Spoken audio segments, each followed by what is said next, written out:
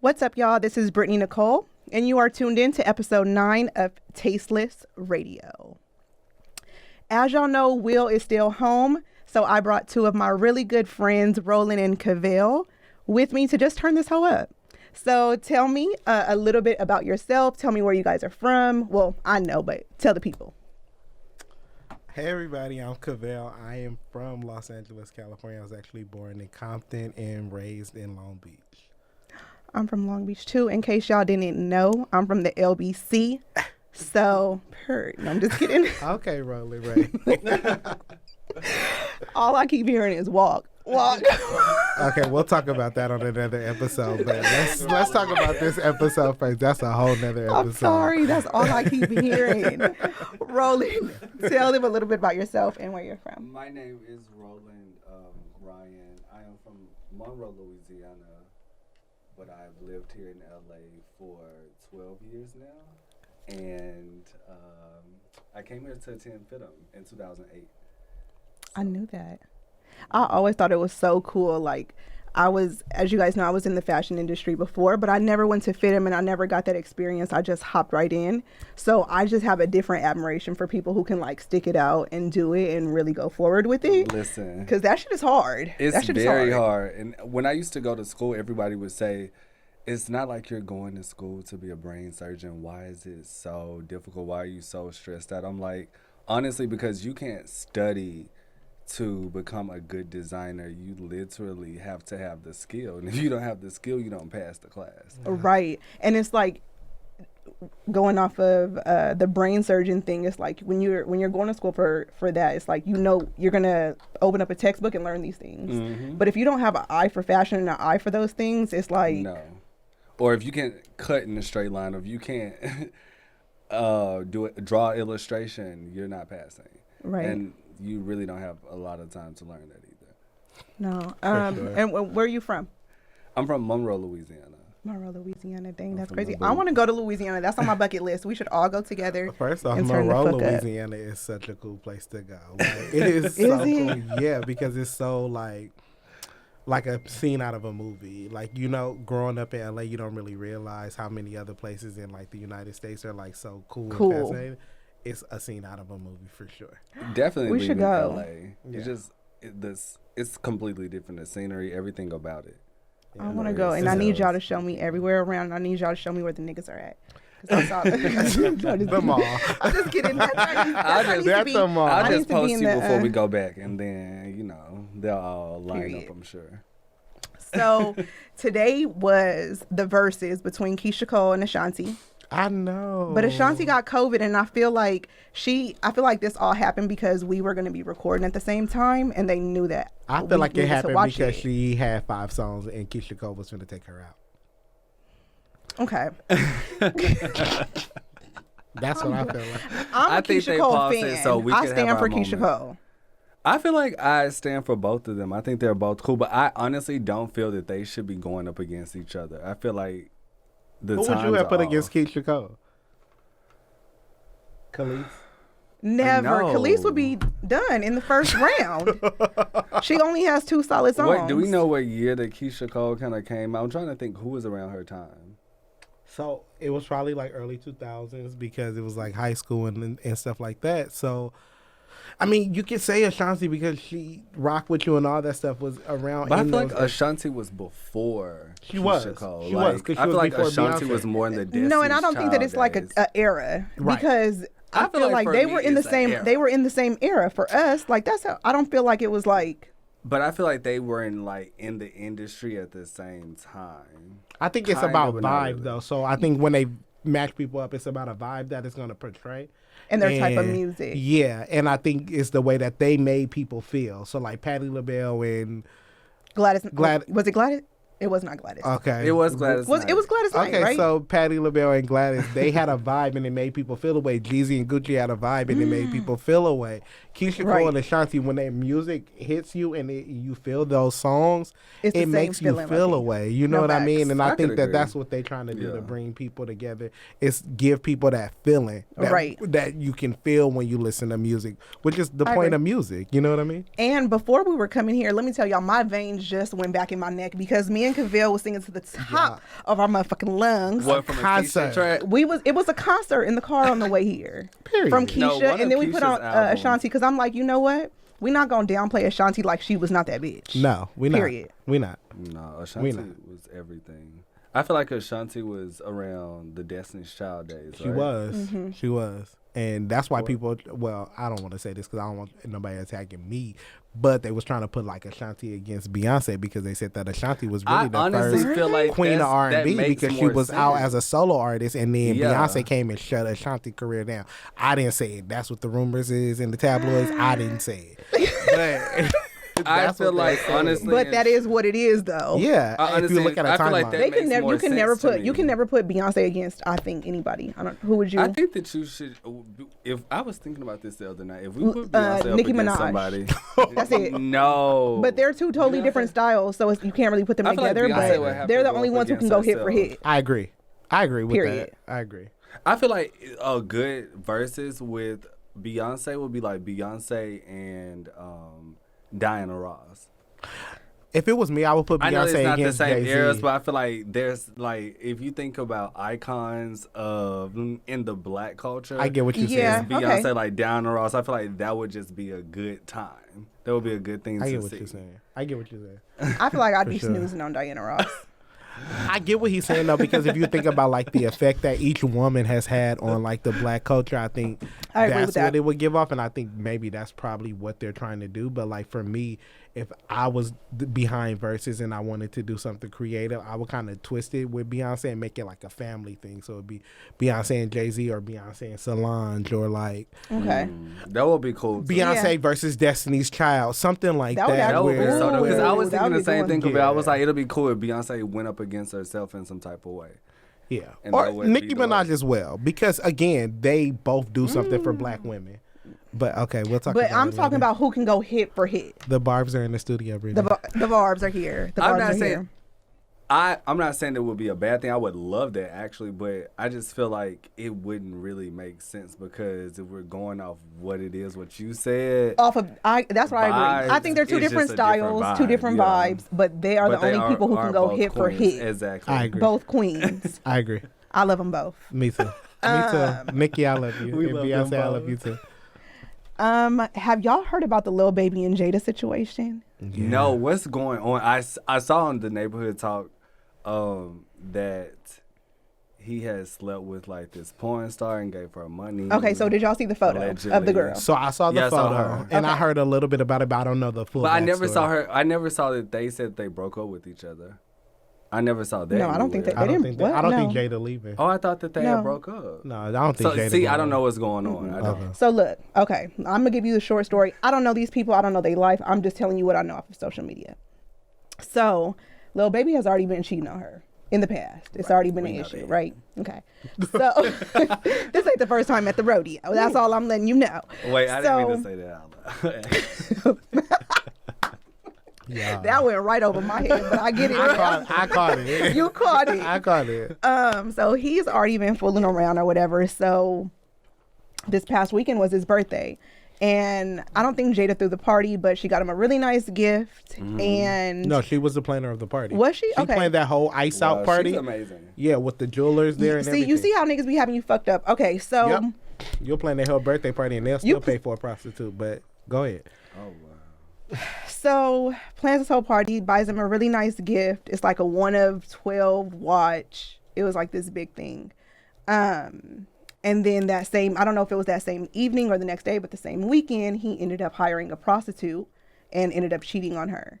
The prostitute, after the fact, went onto social media and kind of just aired the DMs. I saw what she did. Yeah, and he basically was like, I paid you, like, you're not supposed to say anything, like you broke the code. So it was him. She went through the process of like showing that it was him.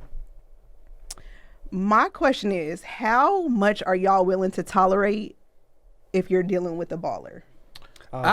You got the wrong one in the city. I'm not tolerating any of that. Okay. I just feel like no amount of we money. don't know. I feel like we're just kind of like spectators. We don't know what's going on in their relationship. We don't know what understanding they have. She may be fully aware. She may be, No, she's like, very sad. She wasn't fully aware. Because, I mean, I've had friends that have dated rappers, and I just feel like that comes along with dating a rapper. I feel like 100%. that is just well known. So it's just like, this may not be as big of a deal to her as it is to everyone else. So I follow her on Instagram, and I have been watching her lives after the birthday party because I thought the birthday party was really cool. And I was like, wow, I'm interested to see how somebody can have like a jeweler at a birthday party, and like people come with the intention of spending like all this money for and get you a gift at a birthday party, and they're gonna bring you a gift, right? And so these are really rich people. Wow, I didn't know that. Yeah, so it was cool. So I started following Jada. I also follow her on YouTube because I'm a YouTube enthusiast, and so I thought that she was like cool, like, you know what I mean? Right. I do see that she's sad, but my whole thing is, if we relate it back to me, I can't tell anybody how to feel about anything, but I'm very no nonsense type of person. Like, you don't get to walk all over me. I don't care how much money you have. Right. Like, you do not get to stump me out. Like, in public. Yeah, you know what I mean? And I think that's what hurts the most to a lot of women. It's like, we can go through our shit. No one's perfect. Not to say I'm going to tolerate shit, but to publicly embarrass me is different. For sure. And that's just fucked up. I don't know. You're not going to embarrass me either way. Now, the mind state that I'm in now. But I've also never dealt with the man that had that much money. Does it matter? Yeah. It do? It does. Okay. Because I've let a nigga dog me out that didn't have shit. But if he had the money, would it make the dog out be less? I mean, but think about it. If he's dogging you out, you should dog him out as well. It's like, okay, if you're going to dog me out, I'm going to stay and gain whatever type of... Because think about it. In this day and age, who you're kind of surrounded by is your level of fame or your level of attention. So you ain't never said nothing better. Right. So if it's just like, okay, if you're going to walk me like a dog, then I'm going to walk you. I'm going to stick around and just not invest emotionally. I agree. And I feel like sometimes you just have to, give a dog a bone. Oh. Wait, my thing was, you know what? Like you said, you already know who you're dealing with, the type of person that you're dealing with, but let's have an understanding. Do we have an open relationship? Because we can do that. We can have that conversation and we can both understand that. That way, a bitch isn't gonna come out, because it's like, the problem with that, I know what it is. We can sit up here and act like open relationships are, and this is my personal view, like, we can sit up here and act like we're okay with open relationships, and some people are, right? But then, like, at the core of everything, like, do people really want open relationships, or do people want, like, monogamy? And that's a whole different conversation, because at the end of the day, you may be okay with something, but your heart may crave something else. And so I think people need to be realistic about that. And then that will kind of like guide them. So if Jada Waiter, baby, on Instagram was one of those girls who craved monogamy, right? And craved this man to be into her, and craved this man to love her and want to marry her, then yes. Well, that would be the only reason that she's sad, and you guys said that she's really sad, so that would be that's how it was coming off to me, like she was sad. Because I feel like honestly, they look like they have a tight bond. They've been together for a while until this came out, and they hit the internet. We didn't even go into the girl. Sorry. No, it's okay. Have y'all seen the girl? I've seen the girl. Yeah, I saw one picture of her. Have you seen Jada Waiter? But that don't mean nothing to me. It don't. It doesn't. And me and Cavell were talking about that. I'm like, this shit don't mean nothing. Sometimes he may have had a fantasy of wanting somebody that wasn't as quality or wasn't as refined as Jada Waiter. Roland, that throws me off though, because sometimes guys like slutty girls. Sometimes he just wants somebody, like he wanted a porn star. He wanted that type of. And that's what I'm saying. It's like, no matter how she looked, it's like maybe Jada couldn't provide what. And that this also porn comes star with was the giving territory. him. If you're dealing with a guy that has everything that he wants in the world, he's gonna want something just wild. Don't tell me that, y'all, because I literally would never date again, because that's my Well, no, you have to think about who you're talking about. You just can't date a rapper that has a lot of money. Here's the thing, though. That's my whole fear is like, yeah, we're together, but then at the same time, it's just like, what is your deepest, darkest fantasy, and am I not meeting that need? Because you need to be honest about that. Let me make the decision of whether I want to stay or not. Right. I agree. Because it's like, no, if your deepest, darkest fantasy is sex with a petite white girl with big titties, I'm never gonna be that. Ever. I can't even turn into that. Ever. So it's like, I mean, that's why we gotta be equally yoked and, you know, be under the union of the Lord. I know that's right. I know that's right. I mean, like my friend Sydney, she was talking about earlier, she thinks monogamy is just completely stupid. She said she just feels like there's no longevity in it, and it really just doesn't make sense. Mm-hmm. And I'm just like, I know about all that. That's just, I'm like, okay, cool. I'm just like, but I try to stay open-minded and think about both sides of a lot of things. Not everything, but a lot of things. I'm just like, why is she saying that? Because it's just like, some people, when you think about it, it's like, do you really feel that one person, one man, knowing that we know how men think, can just be completely into one person for the rest of their life without thinking, looking, or smelling anyone else? I do. I think that there are men out there. But you have to think about the guys that you're dating. Well, so here's my thing is I think that the one who's not for you will not be into you, and the one who's for you will be for you. Exactly. I value, you know what, this is such a moment for me, because there's been past relationships that I've been in and they've just gone left or whatever. And I've been able to come to y'all and y'all gonna tell me the real, whether it's gonna hurt my feelings, whether it's going to make me cry, whatever the situation is. It's like, y'all have always been real with me. So y'all's outlook on this situation is just really important. But I say that to say, y'all have just always been there for me. Because we want to see you win, friend. No, I love that. We want to see you win, friend. But they gonna tell me how the fuck it is. They gonna be like, that nigga don't want you. No. He's just doing X, Y, and Z. Move on. Because some people want to be attached to you, Brittany, but for the wrong reasons, especially with the day and age we're in. I was telling Cavell earlier about, like, I always thought in LA, dating-wise, it's about whether or not, it's not about whether or not how you look or your personality. It's about what you're doing, what connection I can make with you in this city. So it's just like, you're right. You know, sometimes with you being a boss and killing all of your businesses, guys are going to want a piece of the pie. So there's something. That's another episode too, bro. Heard. It's the piece of the pie episode. So y'all not willing to tolerate shit, basically. I'm not. Cavell tolerate. What do you mean tolerate shit? What is that? What are you willing to tolerate? How much are you willing to tolerate with dealing with a baller? You're respecting Cavell from the start to the finish. Oh, tolerate. Well, I mean, it depends on what type of baller, because I mean, if it comes with fame, some things are out of, you know, that person's control. Like something's like, I mean, you're respecting Cavell from the start to the finish. But I mean, respect is always in place. But I'm just saying, like, tolerate. What are we talking about? Tolerate. I'm not tolerating cheating. I'm not tolerating verbal abuse. No. I'm not tolerating disrespect. No. I'm not tolerating anything. Like, for me, is when I enter into a relationship, I don't care if I'm with Jose from 6th and Main on the street in downtown LA, or if I'm with Jay-Z. Nobody gets to disrespect me or like come at me in a way to the point where it's not. But I feel like work. Those things are just so like kind of out of like those are not things that are up for grabs at all. Well, that's what we talking about though, because it's like, what will I tolerate? I don't want to deal with that. Or like, cheating at all. Like I don't want to deal with any of that. Like I don't want to deal with verbal abuse. I don't want to deal with somebody who's not gonna be like comforting and like nurturing. Let me say this. I don't want that. I've ended something. I found out he was cheating. I ended it. I didn't even give it any other play. But had this man been showering me in gifts and making sure that I was straight and paying my rent, paying my bills, putting me in a house, doing X, Y, and Z, I probably would turn my eye to some shit. And I'm not even, I'm just being totally honest with you. I feel you. I'm just saying I've never been in that situation to know how I would address it. I feel you. Because once that's gone, I'm going to miss it. My thing with here's the thing that I want to pose the question back to you, Brittany, is like, yeah, that was happening, but how do you feel while this is happening? Because it's one thing to have your rent paid and all these bills paid and stuff like that, but you can be walking around dead inside because you know, like, you know what I mean? Like, because the nigga is not being there for you. Because ultimately, when we're with people, it's not because they can pay our rent, right? Right. It's because they take care of our And heart. don't get it fucked up. I can do all this shit myself. Yeah, exactly. I do all this shit myself already. Yeah. Exactly. But it's like, I've also never been showered. At the end of the day.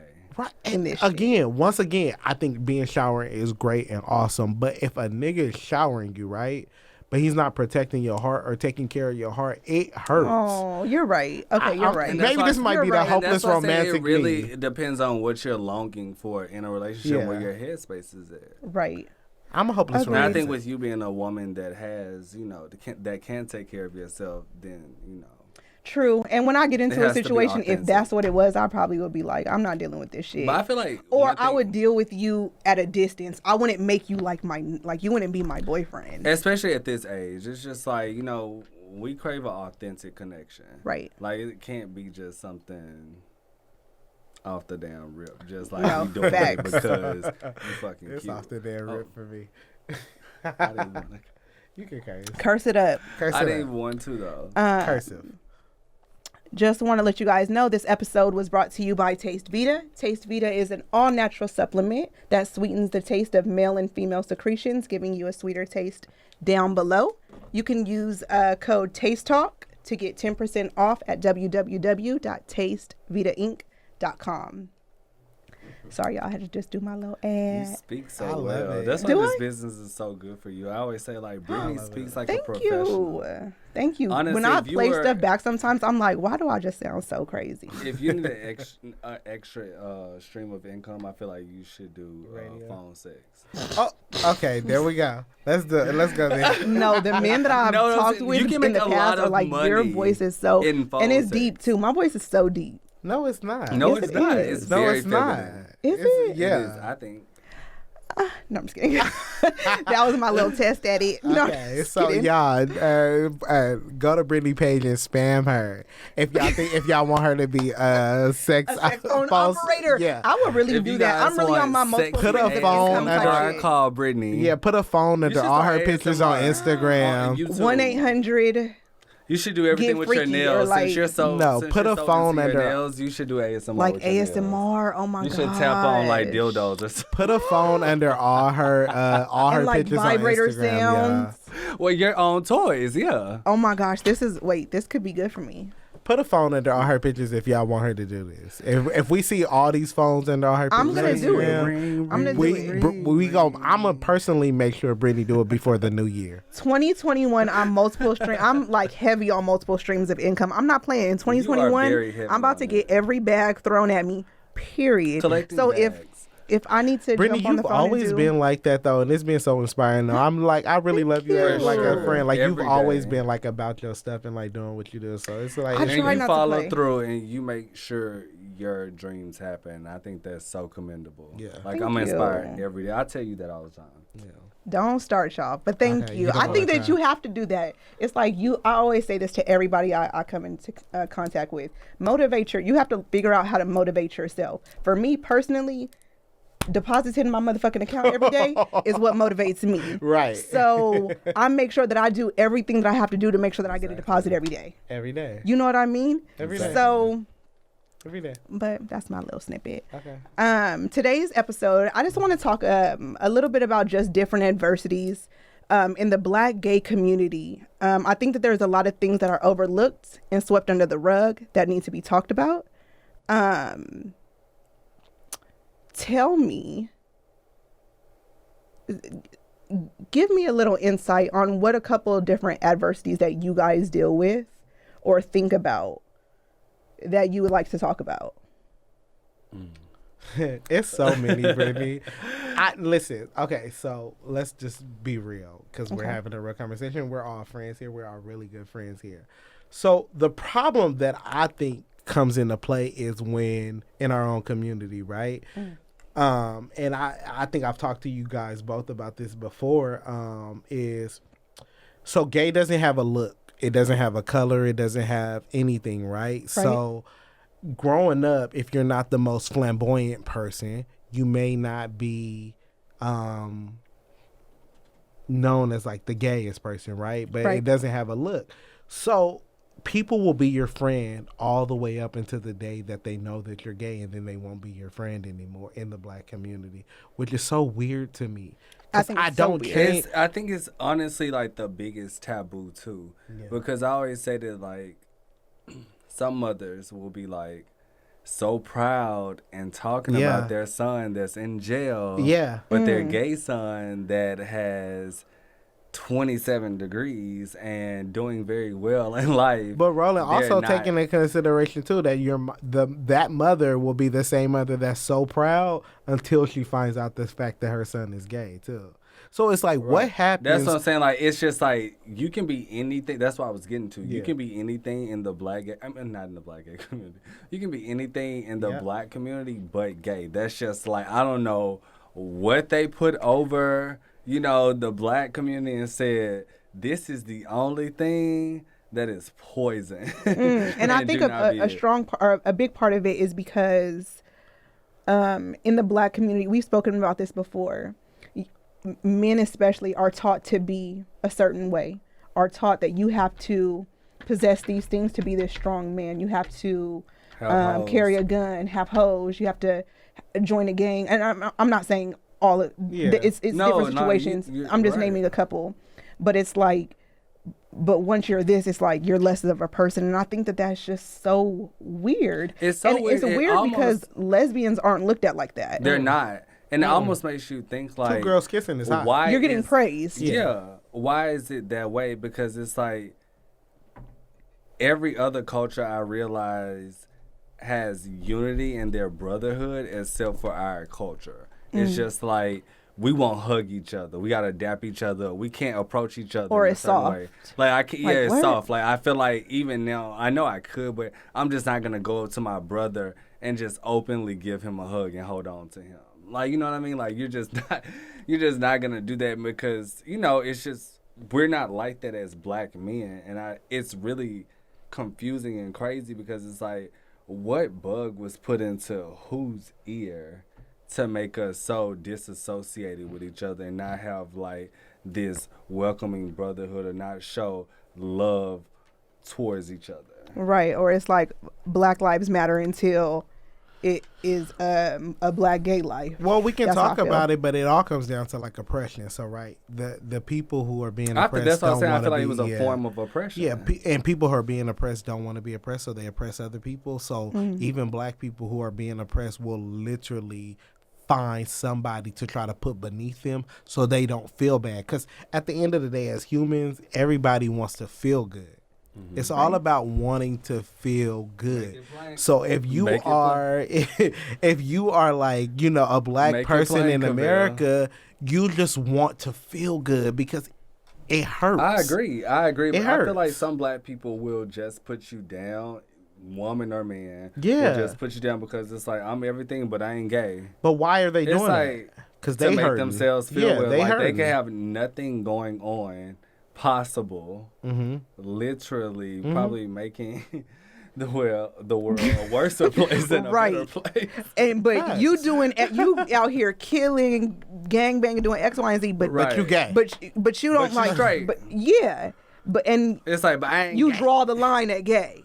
It's just weird. I don't know. It's just really you always want to put somebody to see a guy walk down the street could be the most raggedy dude ever, and he try to like walk another, you're not even close to him, walk another way or like flinch or not walk like, baby, you. I wasn't even looking nowhere near you. If you don't get your dirty ass away from me. Look at me for long enough. These masks that we got on our face can't even protect me from you because get away from me. Get the fuck. And it be the audacity for me with guys. Yeah. They just swear, they be looking for the attention when they see a gay guy. It's like no one's thinking about you like that. At all. And like I was saying, it's just weird to me that just being a lesbian is just praise. Well, okay, so then you also have to take into consideration like masculinity and femininity too, because femininity. What is that? Okay. What is it? I don't know. What does it look like? I don't know. I want to know, like, what is it? Like, I don't feel like that is like a real, not that it's a real thing, but it's like, I don't know how to explain it. Brittany, exactly. That's the thing. And I was going to tell you, I don't know. There's nothing I can really tell you. Define what masculine is. What is a masculine man? A masculine man is a man that is one, hard. What is that though? Hard how? Is in body, hard is in frame, hard is in action, moving. So it's a physical thing. Yeah, like if you look at a masculine guy, he's barely moving. He's just kind of robotic. Yeah, but okay, I know strong, built, large men that are gay. And right, and then also masculine is in a deep voice. We know that masculinity is in a masculine look, like something's not too tight. So I think that is what like society has told us that's what masculinity is. And what's the definition? That's what I'm saying. I don't feel like they're. Let's look it up. I just don't feel like it's like. I got y'all. I'm gonna look it up. But so then, okay, let me say this then too, Brittany. So masculinity and femininity is all social constructs because there's no way that we That's can. That's how I feel too. There's no way we can really define. You can't define masculinity because here I am, a gay black man sitting in front of you today, right? I may not be the most hard man, or I may not be the most non-emotional man, or whatever the case may be. But do I take care of my family? Yes. Do I take care of my friends? Yes. Am I one that's going to show up and people can depend on me? Yes. Does that make me not masculine? No. No. Just because I like other men does not make me feminine. I feel like it will be hard not to be masculine because you're simply a man. Right. If you were transitioning, I feel like naturally, well, I'm not right, but I just feel like you can't really use these words to define people because they're just, you got the definition? Yeah, what's the definition? The definition is having qualities or appearance traditionally associated with men. So I think that's literally being systematically set up to trying to set the traditional man. And it's set up because what is traditional men? And because traditional men wore wigs. Rules to be a traditional man. So that's why it goes back to oppression and goes back to what you're supposed to be to fit into someone else's narrative. But whose narrative? Right. Traditional men wore wigs back in George Washington Day and heels. If we want to talk about it. But I'm not going to take it there because that's history. They wore Little Kitten Hill and wigs back in the day. So a cold flip. Of fashion. Thank God for America. My first kind of experience with even I just want to tell y'all a quick story. When I remember I was 13 years old and my parents had separated, and they had been separated probably for about a year, and my mom came to me and one day and she was like, I need to have a talk with you. And I was like, what do you want to talk about? And she was like, I'm not gay. Like, that's how she started. She was like, I'm not gay, but I have a girlfriend and this is who I'm with. But this is the only woman that I want to be with. And I don't want to be with any other woman after her. And I felt like I felt like she thought that maybe I wasn't going to accept her. And like, she had to tell me like all of these things when she got it off her chest. And now looking back, that bothers me so much because I would never want my mom to feel like she would have to tell me X, Y, and Z before to kind of get me to accept her before she can tell me what her truth was. And that was like my first experience. Well, not really my first. My sister actually was lesbian for a couple of years too. Yeah. And I used to be like, these girls are so fucking cute. She used to like fuck with all these studs, and I used to be like, they're so cute. And so after these two experiences, my sister, there used to be a park in our neighborhood called Rainbow Park, and everybody would like meet up there, and it was like the kick-it spot, like for all like lesbians and gay people. And I was young, but my sister, she was just so fast and in the streets. Was it? No, I think it was in LA. I want to say it was like, because I remember we used to get on the train to go there. Gotcha. So I don't even know where it is. I'm gonna ask her where it was. But so that was like my first dose of it. And then when I got a little bit older, I kind of started to be experimenting. So like, I've never gone the whole, like, I've never had sex with a woman, but I've fucked with a woman, like kissed, yeah, like I don't even think even touched. But with a woman, it's just different. It was just a different feeling. It's not my thing. There's I was gonna ask, like, are you saying there's like a feeling there, or no? No, not really, I think back in the day, like I was curious. So like I dealt with 2 girls, Christina and Shanice. That was their names. Oh wow, you're saying names. I'm saying it, real, y'all. but I was so young. No one will ever know. They probably don't even watch it. But if y'all do, hey y'all. But that was like my first experience. I never even told my family about it because it never got serious. But one thing that I just really appreciated about my family is that I always felt like I could come to them and tell them that if I were. And I got that because my sister was able to come to them and say, you know what, I'm fucking with women. That's what's up. And they didn't judge her. She was bad as hell. You knew that you came from love. Right. So I always loved the fact that I could come to that. But that was like my experience with, I dabbled into the ponds a little bit. Oh. And I think I probably would in the future. I don't know. Yeah, maybe I don't think so. Always go with the flow. Yeah. I don't think you will, though. But, I mean, if you do, welcome to the pond. I'm just here to get my feet wet. I always say that I feel like all girls are a little. But I could be wrong. The thing about it is, it's so easy for girls to take a dip in the pond and take a dip out. Because it's not as taboo. And that's why I get so frustrated with talking about this topic. That's actually a good fucking point. Because girls are so good with taking a step in and taking a step out, whereas me, as being a gay black man, like if I take a step in and take a step out, I am labeled. And the rules are already set. I never even thought about that. People are already gonna say that, like, oh, if you touch a guy or look at him in a romantic way, then that's it. And it's just like, honestly, that's what you think because that's all you've ever heard. And you know what bothers me about that is because it's like, if you decide to engage with a man, that's y'all's business. That's it. That doesn't mean that I want women you. Dictate, and that's why men can't be openly sexual because it's just like women dictate what's a man and what's not a man. Yep. Yeah, that's deep. I never really thought about it like that actually, but women do have it a lot. We can dip in and dip out. We can date men. We can date whatever women. We can date both at the same time. Whatever.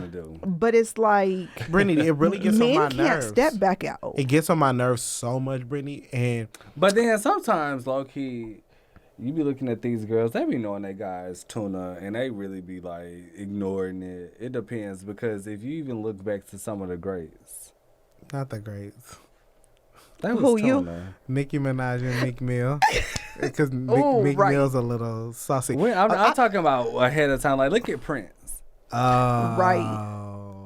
You took it back. See, that's a little different though, because me personally, I always thought Prince was a gay man. Me too. I didn't know until my adult life that he wasn't. Is he not?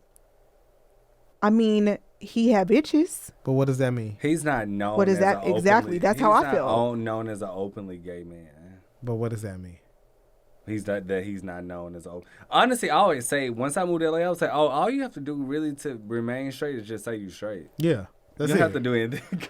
So listen, all you straight boys out there, just because y'all say y'all straight, y'all not really straight, and we see y'all. And that's always been my biggest fear too in relationships. I'm like, damn, I'm always scared that what if who I'm fucking with wants to, like, he's just gay and he's gonna leave me for a man, because that happens. What did I say earlier? I mean, what are you really scared for? Because some guys that are gay that will never live the gay lifestyle are never gonna leave you. But listen, what did I say earlier? They're just not gonna be fully. How does he make you feel?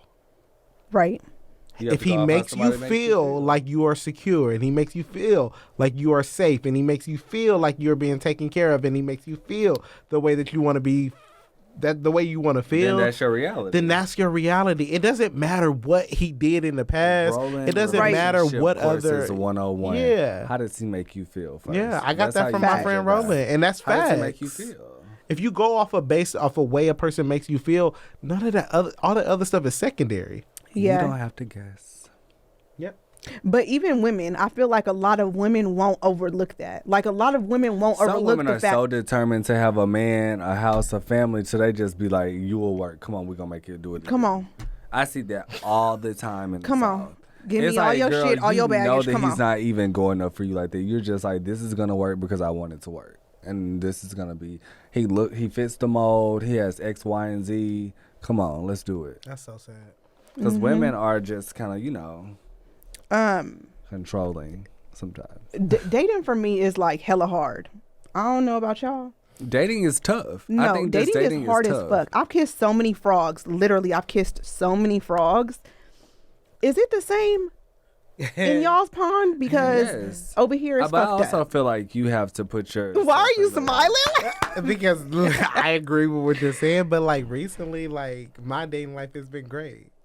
You have to put yourself in a mind. All of a sudden, this today. bitch on cloud fucking 9. Cabell has put himself in a position to start dating, and I feel like looking for something specific, and you have to have something specific in mind while you're dating, or you'll just be dating all over the place. You kind of have to know what you want, and he knows what it looks like, and not to give up. So I think that's why he's reaping the benefits of that, because he's knowing how to weed it out and what to look for. Right. It's so funny. My last episode, actually, I was with a group of my girlfriends, and one of them was like, I wrote out a list of everything I want in a man, and if he doesn't, if he is not giving me one of these things or can't give me all of these things, I'm out. I don't believe in that, but you have to have some things that you can't non-negotiables that you can't I agree negotiate on. Yeah, but here's the thing with that is things get tricky, life gets tricky, right? So like life will come at you really, really fast, and things may throw you off track, and it doesn't make you a bad person.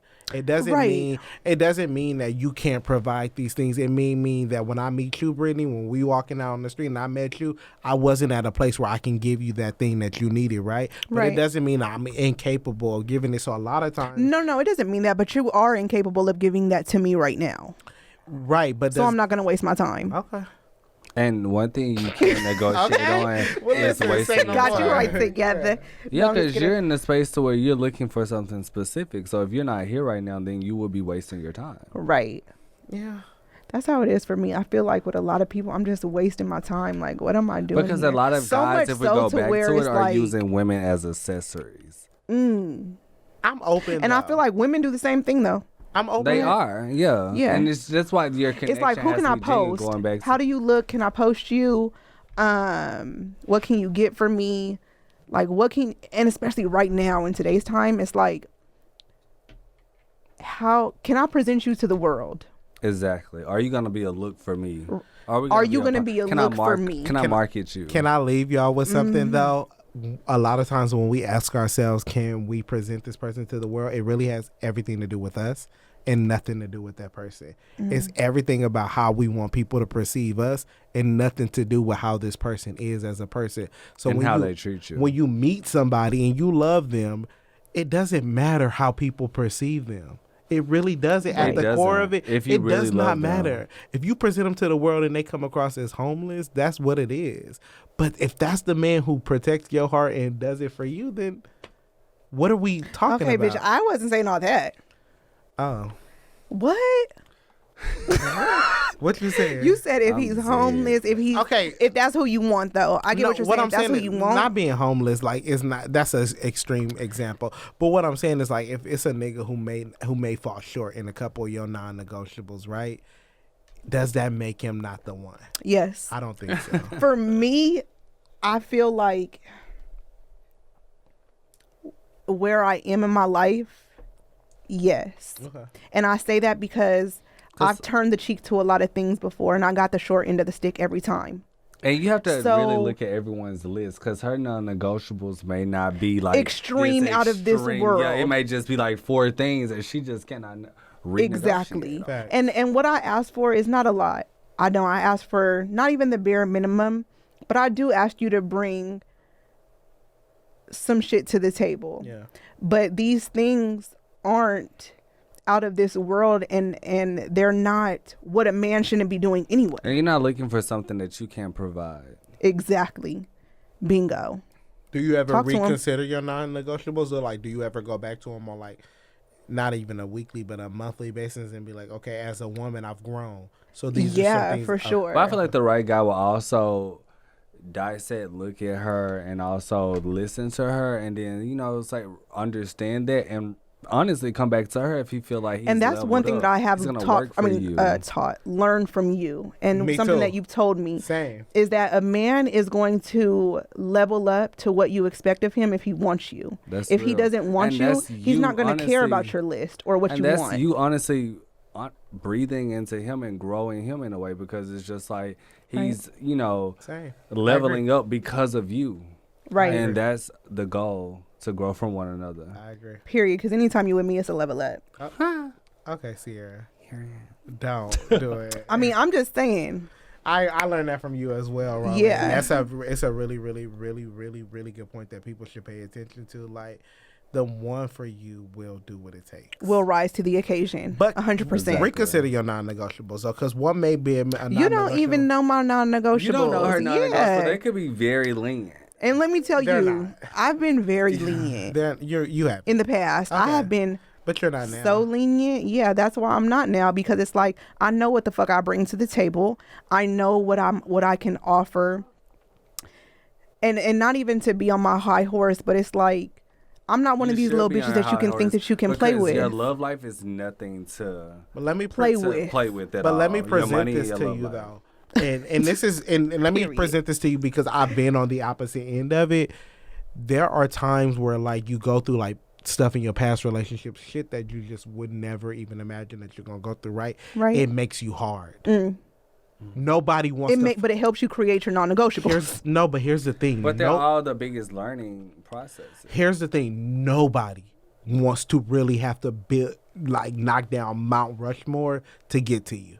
Yeah. Because if you think about it, if you were dating a nigga, Brittany, and he had his guard up and he was so hard because of the way the last bitch did to him, and I you would come be out. Because you could run away. 100%. That's all You I'm can saying. run away. And Any that's- good man. Yeah, that's and all I'm saying. and I try not to do that, Yeah. especially now. Like, I'm not gonna have my guard up. I'm not gonna tell you all this shit that I've been through. I'm not gonna do all of that.